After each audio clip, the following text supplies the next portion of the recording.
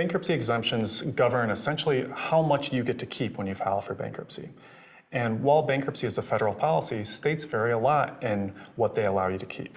What we're doing is comparing states like New York that have very generous protections with states that have relatively less generous protections. The specific thing that we look at is consumer bankruptcy policy.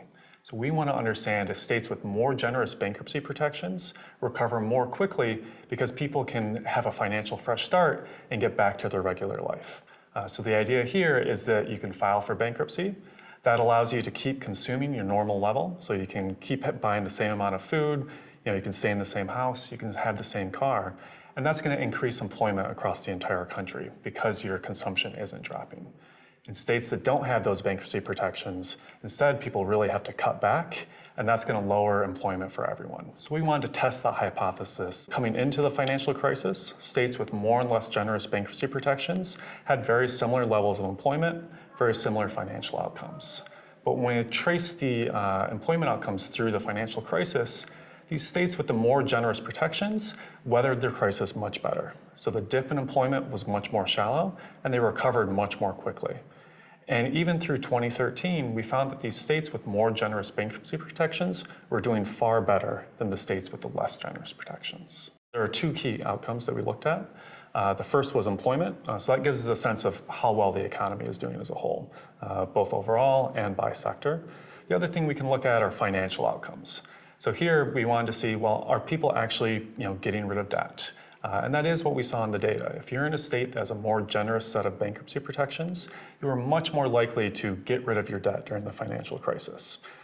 So what does that mean? It means that we're seeing consumers writing down more debt. So we're seeing either through the bankruptcy system or through other means, they're able to kind of get out from under that large piece of debt, and the local economy seems to be doing better as well. What can we learn about the effect of the bankruptcy protections for the entire country? There's two different types of goods that people consume. There's goods that are produced locally, so this would be food. We go to a restaurant in our local area, the employees are all local. Now, contrast that with something like a car, where it's produced kind of all over. There's people in South Carolina that might produce the car that I'm buying, or people in Detroit, people in California.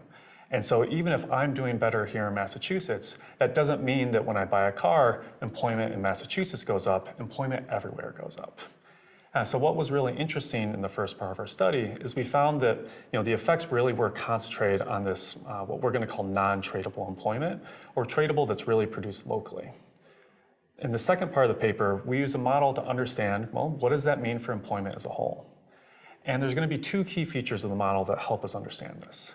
The first is that we're going to make the assumption that people who are getting bankruptcy protection are more likely to spend their money than people who are implicitly financing bankruptcy protection. So the idea here is that when you're filing for bankruptcy, you really are going to consume every dollar that we give you. And so that can mean that there's really kind of large effects of giving those people resources. The second important thing are these tradable linkages. The fact that when you buy a good locally, it can have employment effects everywhere depending on the type of good that you're buying. The upshot of all this is that we find that employment as a whole was about 2% higher because of the consumer bankruptcy system than if we hadn't had the bankruptcy system at all. So we think of that as a very large effect.